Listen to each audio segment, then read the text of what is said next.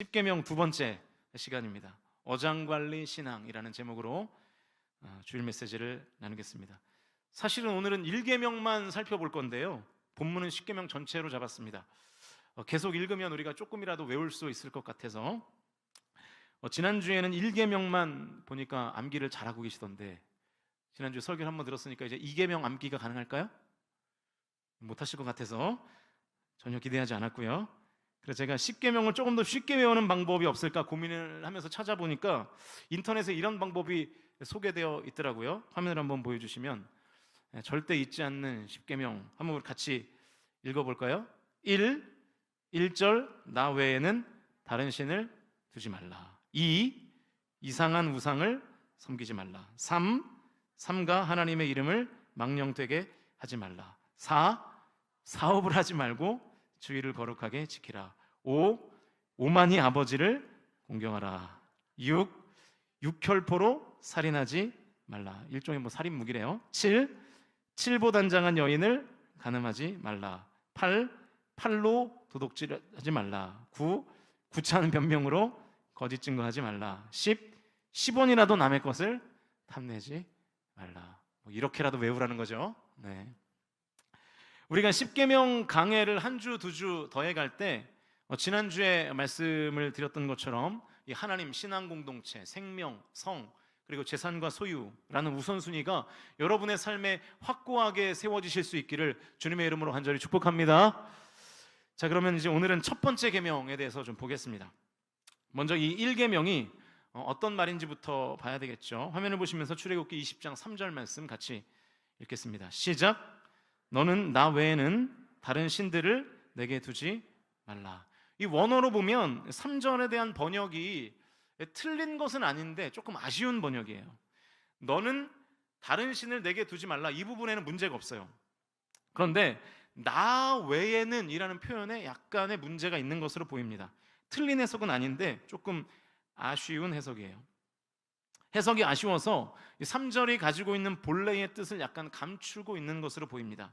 이 나 외에는 이라는 표현의 원어는 히브리어로 알파님이라는 단어예요. 한번 따라해 보실까요? 알파님. 이 알은 전치사입니다. 무엇 앞에서라는 뜻이고요. 영어로 하면 before가 되겠죠. 이 파님은 얼굴이라는 뜻이에요. 얼굴, 파님. 합치면 어떻게 됩니까?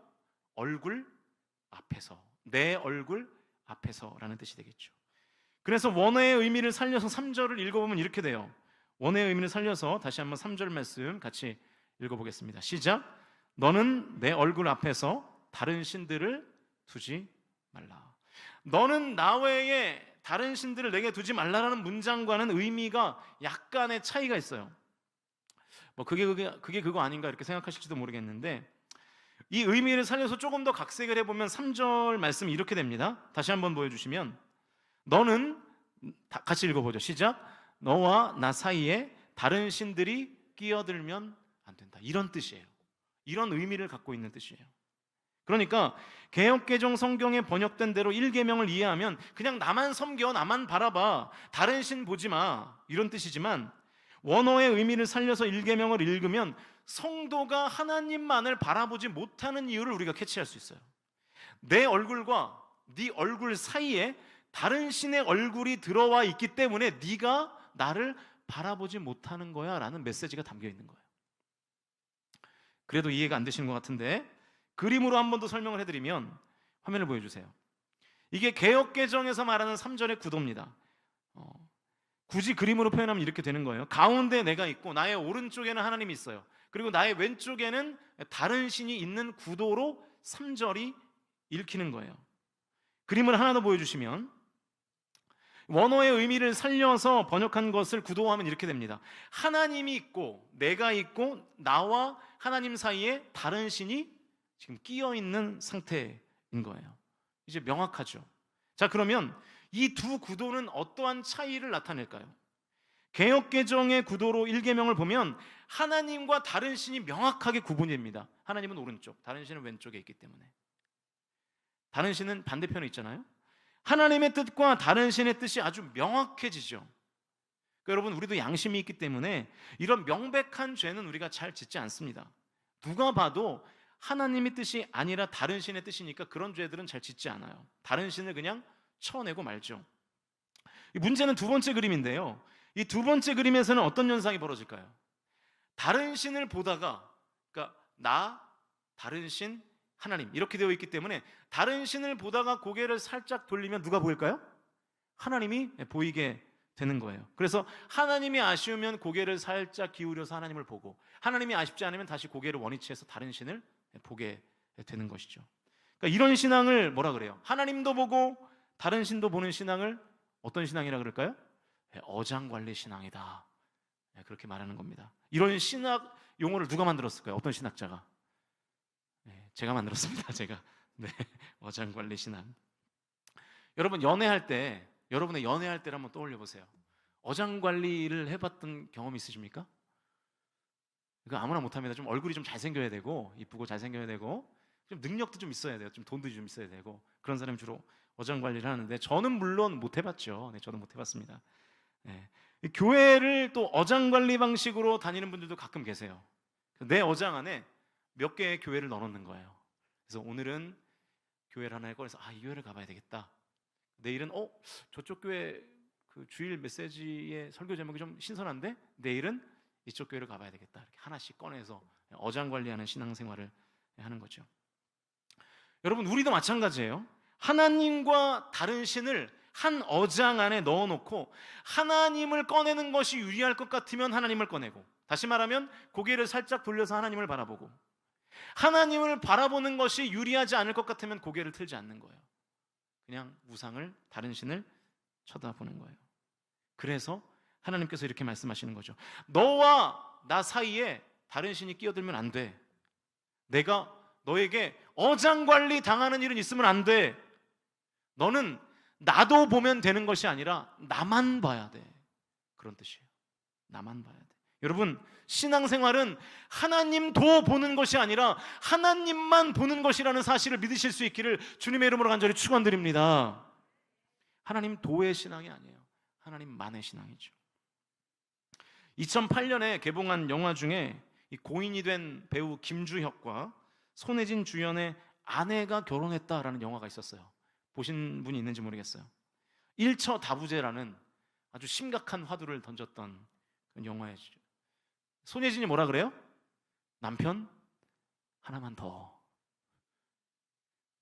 다들 지금 하나도 힘든데 뭘 하나만 더냐, 약간 이런 표정으로 보고 계신데, 여러분 이게 제정신이 아닌 거죠.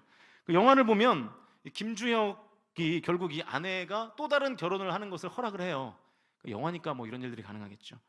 손예진이 두 남편 사이를 왔다 갔다 하면서 이제 결혼 생활을 유지하는 거예요. 김주혁이 막 못 견디면서 화를 내죠. 사실 여러분 이게 화내는 게 당연한 거 아니겠습니까? 그죠? 그런데 손예진이 김주혁한테 약간 이런 투로 말합니다. 당신은 왜 그렇게 쿨하지 못하게 그걸 이해를 못하냐, 그러는 거예요. 여러분 이게 쿨한 것과 무슨 상관이 있습니까? 이런 사람들은 그냥 쿨몽둥이로 막 맞아야 이제 정신을 차리겠죠. 여러분 한번 생각해 보세요.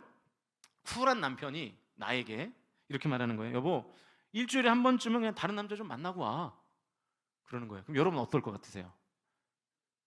상상할 때 막 웃으시면 안 됩니다. 웃으시면 이상해지는 거예요.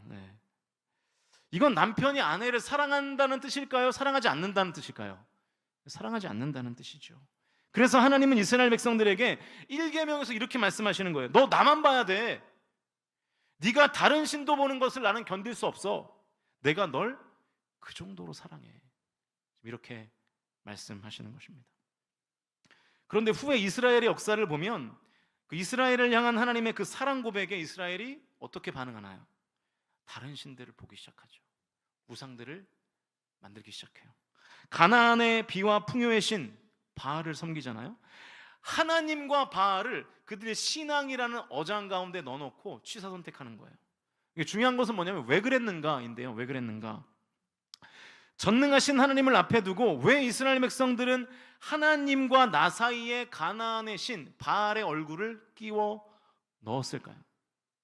지금 이스라엘 백성들은 가나안에 입성하기 직전에 있습니다. 그러니까 장소로 보면 광야예요. 광야에서 하나님께 지금 십계명을 받은 상태인 거예요. 광야는 어떤 곳입니까? 하나님이 그들을 구름 기둥과 불 기둥으로 인도하신 곳이고 만나와 메추라기로 먹이신 곳이죠. 그리고 물을 내신 곳이에요. 그렇게 하나님의 엄청난 역사와 기적을 경험한 이스라엘 백성들이 왜 가나안에 들어가자마자 바알이라는 신의 얼굴을 하나님과 나 사이에 끼워 넣었을까요? 이스라엘 백성들에게는 이런 생각이 있었어요. 그동안 그들이 믿어왔던 하나님은 애굽에서 나를 건져주시고 광야에서 그들과 동행하시며 그들을 보호해 주시는 신이었어요. 한마디로 정리하면 이스라엘 백성들은 하나님을 유목생활에 적합한 신으로 여겨서 믿었습니다. 유목생활. 그러니까 하나님을 광야의 최강자로 여겼던 거예요. 하나님은 유목생활의 전문가시지, 그래서 우리를 메마른 광야에서 건져내셨고 우리를 죽지 않고 먹여 살려주셨고 광야에서도 우리가 자손을 번식할 수 있었어, 이렇게 생각했던 거죠. 그런데 가나안에 들어가면 이제 우리는 장소를 옮겨서 유목민이 아니라 한 곳에 정착하는 정착민이 되는 거예요. 정착해서 농사를 짓고 정착해서 그 생산물로 먹고 살아야 되는 거죠. 그러니까 이스라엘 백성들의 삶이 유목 생활에서 정착 생활로 바뀌게 된 것입니다. 게다가 이제 농사를 지어야 되잖아요. 그러니까 정착 생활에 최적화되고 농사에 최적화된 신을 찾은 거예요. 그게 누굽니까? 바알이었어요. 가나안이 믿고 있던 비와 풍요의 신. 농사에서 비는 너무나 중요하니까요. 여러분, 이 이스라엘은 이런 생각을 갖고 있었던 것입니다. 바뀐 삶에는 다른 신이 필요하다, 이렇게 생각했던 거예요. 바뀐 삶에는 다른 신이 더 적합하다. 하나님은 광야에서는 실력자지만 농경 생활에서는 실력자 아니잖아. 가나안의 신 중에 비와 풍요의 신 바알이라고 있대. 그 신이 농사 전문가래. 이렇게 생각을 해버린 거예요.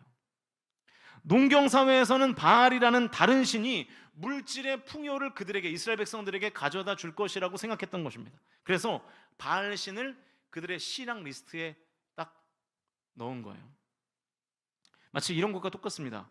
우리가 요즘은 그 음악을 들을 때 무슨 뭐 전축으로 듣거나 뭐 오디오로 듣고 그렇진 않잖아요. 이제 스마트폰으로 이제 음악을 듣는데, 이제 저는 이제 플로우라는 어플을 통해서 음악을 듣습니다. 보통은 이제 멜론이라는 어플로 듣겠죠. 이 음악 어플에 들어가면 재생 목록이 있어요. 사용해 보신 분들은 아시겠지만 재생 목록. 저 같은 경우에는 계절별로 재생 목록이 있어요. 그래서 봄에 듣는 음악, 여름에 듣는 음악, 가을, 겨울에 듣는 음악, 또 비가 올 때 듣는 음악, 그죠? 또 뭐 드라이브 할 때 듣는 음악, 뭐 이런 상황에 맞는 음악들이 제 플로우라는 어플 안에 들어가 있습니다. 그래서 지난 월요일에도 제가 울산 강동 해안도로를 달리면서, 그죠? 볼빨간 사춘기라는 가수의 여행이라는 노래를 들으면서 이제 드라이브를 했는데, 여러분은 어떤 음악을 들으시죠? 우리 권사님들은 어떤 음악을 들으십니까? 나와 너무 다른 생각을 가진 성도가 나에게 상처를 줬을 때 여러분 어떤 음악을 들으시나요? 뭐 김국환의 타타타 뭐 이런 거, 네가 나를 모르는데 난들 너를 알겠느냐, 뭐 이런 음악을 듣는지 모르겠는데, 아무튼 지금 이스라엘 백성들이 신앙생활을 그렇게 하고 있는 거예요. 광야네?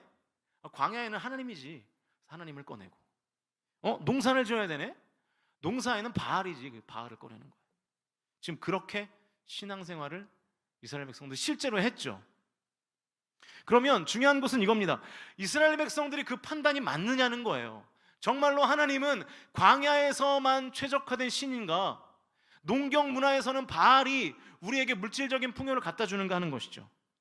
호세아서를 보면 그 판단이 틀렸다는 것을 알 수 있습니다. 2장 8절 말씀 우리 같이 화면을 보시면서 읽겠습니다. 읽습니다. 시작.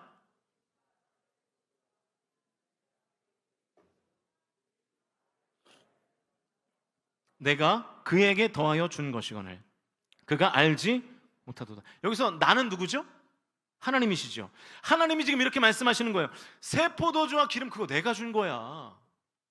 심지어 너희들이 바알을 섬기기 위하여 바친 은과 금도 내가 준 거야. 무슨 소리 하는 거야? 그 얘기이신 거예요. 광야에서만 내가 실력자라고? 나는 전능하신 여호와다. 나는 농경 생활에서도 포도주와 기름을 너희들에게 줄 수 있어. 농경 생활에서도 은과 금을 너희들에게 줄 수 있어. 너희들이 바알에게 바친 그 은과 금도 사실은 내가 준 거야. 그러니까 하나님은 광야에서만 하나님이 아니라는 거예요. 농경 사회에서도 하나님은 전문가이신 것을 저와 여러분이 믿으실 수 있기를 주님의 이름으로 간절히 축복합니다. 여러분, 모든 상황에서 하나님은 하나님의 일을 하실 수 있는 분이에요. 사랑하는 성도 여러분, 하나님은 제약이 없으신 분으로 믿으실 수 있기를 축복합니다. 하나님은 모르시는 것도 없고 하나님은 못하시는 것도 없으신 분이십니다. 하나님이 유일하게 하지 못하시는 것은 죄와 함께 하는 것이에요. 그것 말고는 하나님은 모든 것을 다 하실 수 있어요. 하나님은 전천후세요. 전천후. 제가 설교에 참고하려고 책을 읽다가 이런 예화를 발견했습니다. 성경 번역의 영향력에 대한 글이었는데, 이 독일에서 종교개혁이 일어난 지 지금 500년이 넘었죠. 그런데 이 종교개혁이 일어날 수 있었던 가장 중요한 촉매제가 이 루터의 성경 번역이었거든요. 그런데 이 성경 번역이 단순히 종교개혁만을 이끈 것이 아니다. 영혼의 치유뿐만 아니라 육체를 치유했고 질병에서 회복시키는 역할까지 했다라는 주장을 하더라고요. 성경 번역과 질병은 사실은 아무런 관련이 없잖아요. 그런데 관련이 있다라는 그 논증을 하는 거예요. 스티브 존슨의 우리는 어떻게 여기까지 왔을까라는 책에 보면 이런 내용이 있습니다. 제가 화면으로 준비했으니까 화면을 보시면서 제가 읽는 것을 한번 들어보세요. 루터가 성경을 번역하고 인쇄술 덕분에 성경 보급이 활발하게 일어났는데, 이때 많은 사람이 성경을 읽으면서 새로운 점을 알게 되었다. 자신이 작은 글씨가 잘 보이지 않는 원시를 갖고 있다는 사실이다. 오늘날은 작은 글씨나 모니터 화면을 너무 가까이 봐서 근시가 많지만, 당시의 사람들은 가까운 것이 잘 보이지 않는 원시가 많았다.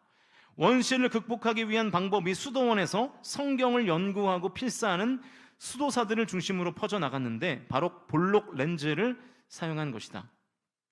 이것이 알려지며 성경을 읽고 싶어하는 많은 사람이 렌즈를 찾았고, 이와 더불어 렌즈를 만드는 기술이 발달하기 시작했다. 그리고 이를 통해 현미경과 망원경 제작 기술이 발전되었다.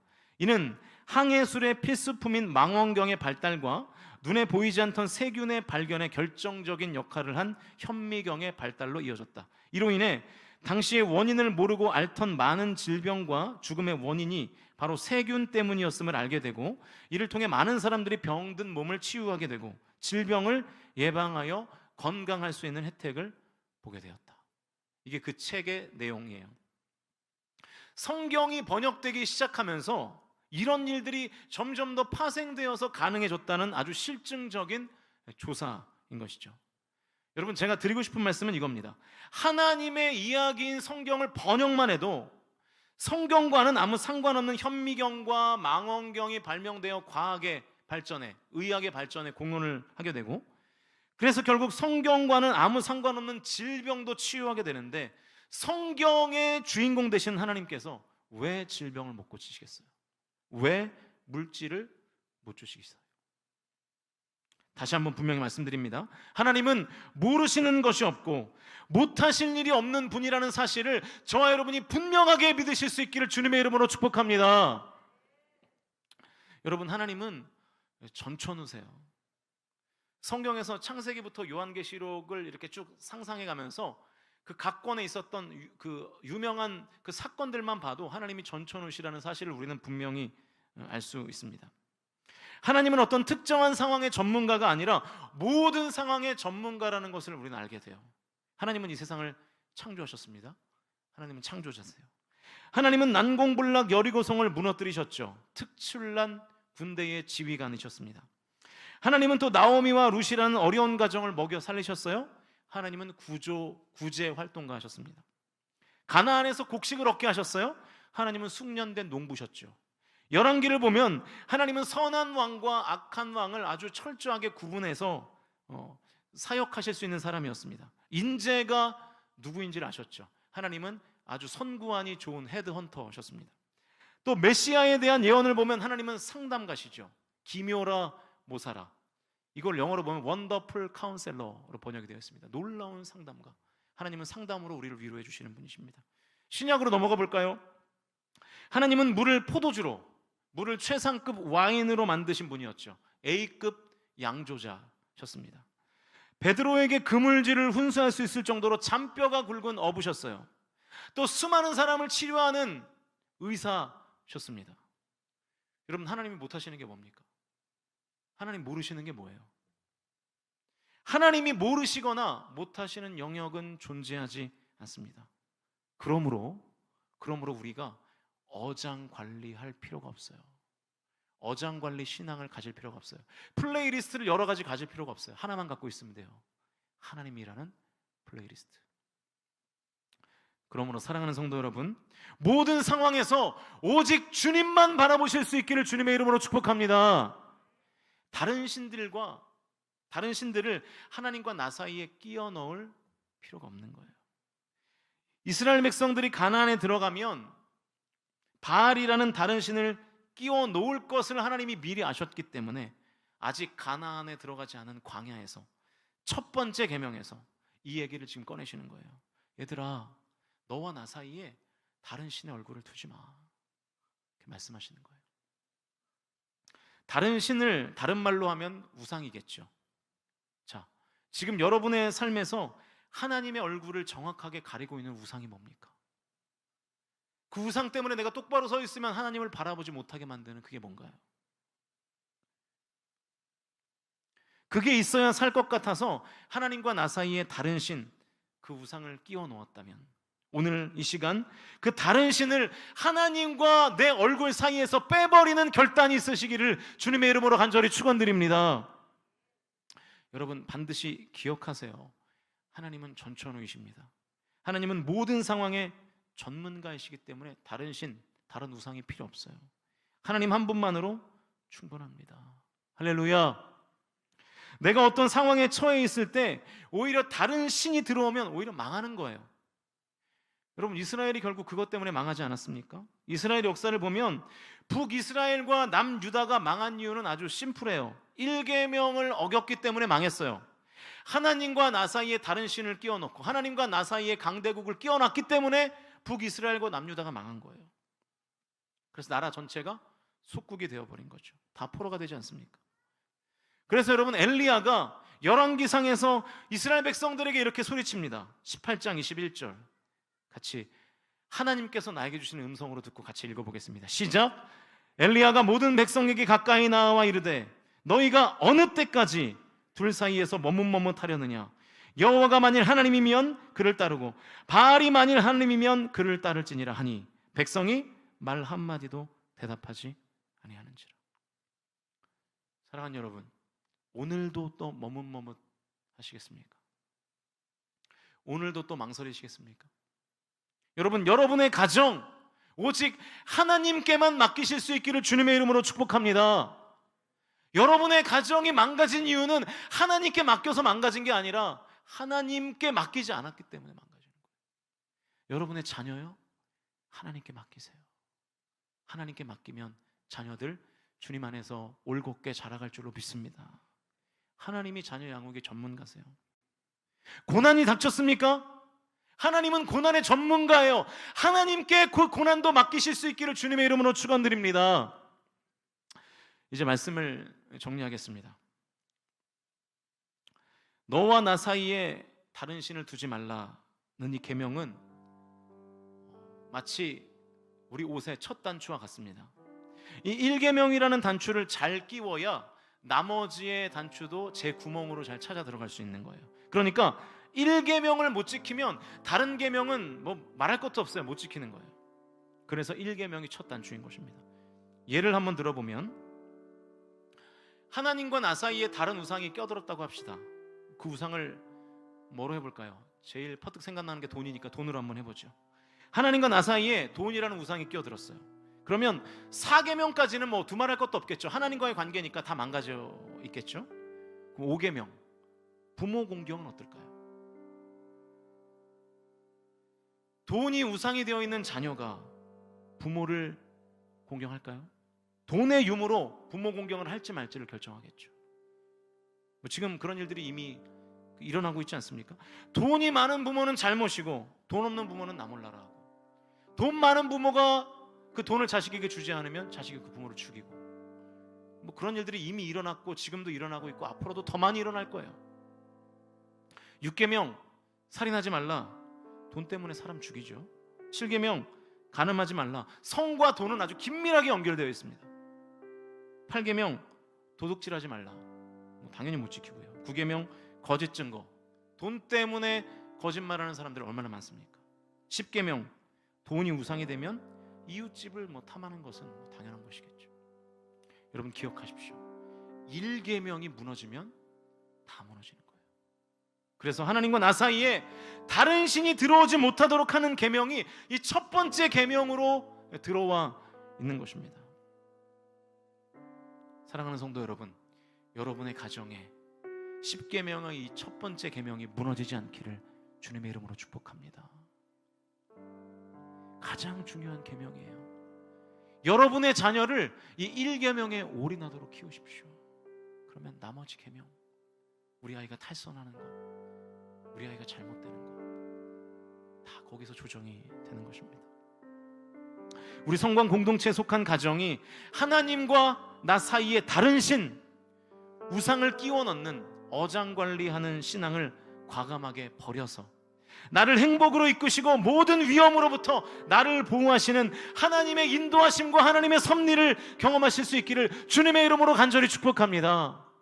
우리를 행복으로 이끄는 첫 번째 다이렉트 메시지, 너와 나 사이에 다른 신을 끼워 넣지 말라.